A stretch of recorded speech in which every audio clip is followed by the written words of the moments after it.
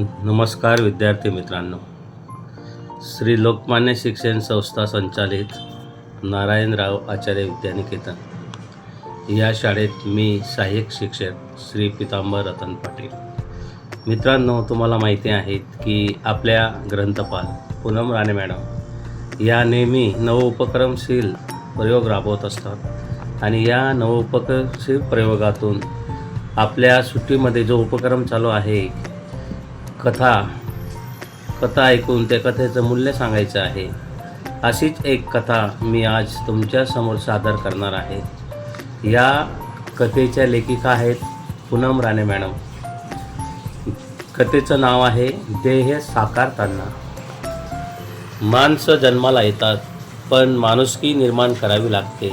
ही माणुसकी दिसते सुखदुःखाच्या अनेक विणलेल्या धाग्यातून, परंतु याच सुखदुःखाच्या धाग्यातून सकारात्मक प्रेरणा घेऊन काही माणसं आपलं ध्येय निश्चित करतात. ध्येय निश्चितीसाठी पुरेपूर कष्ट करण्याची त्यांची तयारी असते. मग एक दिवस त्यांचाच असतो आकाशाला गवसणी घालण्याचा. मुलांनो, अशाच एका मुलाची गोष्ट आज मी तुम्हाला सांगणार आहे. भाजी घ्या भाजी, गवार, कोबी, घेवडा, भेंडी, मेथी घ्या. अहो ताई माई, घ्या भाजी घ्या भाजी. विजांचा कडकडाट, मुसळधार पाऊस होता. रस्त्यावर पाण्याचे लोटच्या लोट. अशा वातावरणात डोक्यावर भाजीची टोपली, टोपलीत तराजू, न झेपणाऱ्या ओझ्याची टोपली घेऊन बेंबीच्या देठापासून वरडणारा हा 7-8 वर्षाचा चिमुकला दूध केंद्रावर दुधाच्या बाटल्या घेण्याच्या रांगेत उभे राहून घरोघरी दूध पोचवण्याचे काम, त्यातून मिळालेल्या पैशातून तांदूळ, मीठ, मसाला, पीठ, घासलेट आणून संध्याकाळचा स्वयंपाक करत होता. कधीकधी हाच मुलगा कचऱ्याच्या ढिगाऱ्यात एका हातात गोणी घेऊन कचऱ्याच्या ढिगाऱ्यातील रिकाम्या बाटल्या, लोखंड, भंगार जमा करून भंगारवाल्याच्या दुकानात नेऊन विकत होता. त्याला 10-15 रुपये मिळत. ते तो आपल्या आईच्या हातावर नेऊन ठेवत असे. कधीकधी वडापावच्या गाडीवर वडे विकण्याचे कामही करत असे. तरी कधी सणासुदीला झेंडूची तोरणे विकून त्यातून मिळालेल्या पैशांवर त्याचा उदरनिर्वाह चालत असे. दिवसभर काम अन काम अशाही अवस्थेत घासलेटच्या दिव्यावर रात्री 2 वाजेपर्यंत आणि पुन्हा सकाळी 4 वाजता उठून हा मुलगा अभ्यासाला बसत असे. ऐन 10वीच्या परीक्षेत हा मुलगा आजारी पडला. हिमतीने 5-6 किलोमीटरवर असणाऱ्या परीक्षा केंद्रावर चालत जाऊन त्याने सर्व पेपर दिले आणि शाळेच्या 2ऱ्या क्रमांकाने उत्तीर्ण झाला. आईने गड्यातील एक मणी मंगळसूत्र विकून आणलेल्या पैशातून पेढे आणून वाटले. शाळेतील लोकांनी बक्षीस देऊन त्याचा सत्कार केला. आपला मुलगा शिकला पाहिजे असा विचार त्याच्या पालकांनी केला आणि प्रॉव्हिडंट फंडातून रक्कम काढून त्याने कॉलेजची फी भरण्यासाठी वापरली. कॉलेजमध्ये जाण्यासाठी नवीन कपडे शिवले. आज पालकांनी खरंच ही गोष्ट अंमलात आणायला हवी. आज आपण मुलांच्या शिक्षणावर पैसे खर्च करतो, तसेच त्यांच्या लग्नासाठी देखील तेवढाच खर्च करत असतो.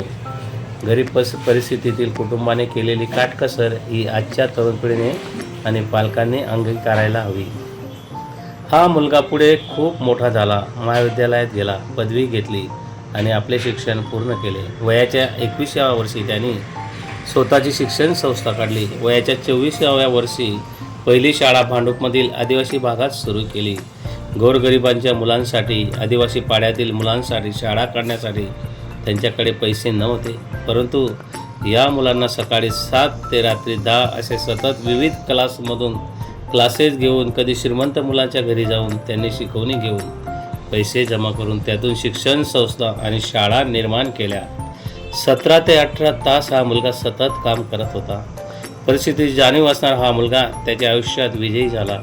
शाळा, junior college, BEd college, DEd college, वसतिगृह, इंग्लिश मीडियम अशा संस्था त्यांनी सुरू केल्या. हा मुलगा आज कित्येक इंटरनॅशनल स्कूलचे सल्लागार म्हणून काम पाहत आहे, कित्येकांना मार्गदर्शन करत आहे. हाच मुलगा महाराष्ट्र शासनाने विद्यार्थ्यांचे दप्तराचे ओझे कमी करण्याच्या नेमलेल्या उपाययोजना समितीवर आज काम करतो आहे.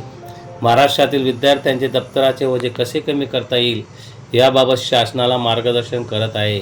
शिक्षण क्षेत्रात महाराष्ट्र राज्य परीक्षा परिषदेने परीक्षेत खानविलकर समिती म्हणून त्यांचे नावे शिक्षण समिती स्थापन केले आहे.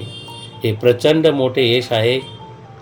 खचलेल्यांना सावरणारे, दिवाळीच्या दिवसात आपल्या अंगणातील एक दिवा आदिवासींच्या घरात लावणारे, त्यांच्या अंगावर मायेची शाल पांघरणारे, सिद्धिविनायक शिक्षण प्रसारक मंडळ संचलित राजाराम सेठ माध्यमिक विद्यालय तसेच राजाराम सेठ प्राथमिक विद्यालय, Siddhivinayak English medium school, RK DED college, RK BED college, RK MAD college, Rajaram Seth पूर्व प्राथमिक विद्यालय, ज्युनियर कॉलेज, यशवंतराव चव्हाण महाराष्ट्र मुक्त विद्यापीठ अभ्यास केंद्र, सिद्धिविनायक शिक्षण प्रसारक मंडळाचे मुलामुलींचे वसतिगृह अशा अनेक संस्थांमार्फत संस्थापक म्हणून ते ज्ञानदानाचे कार्य विद्यार्थ्यांसाठी करत आहेत.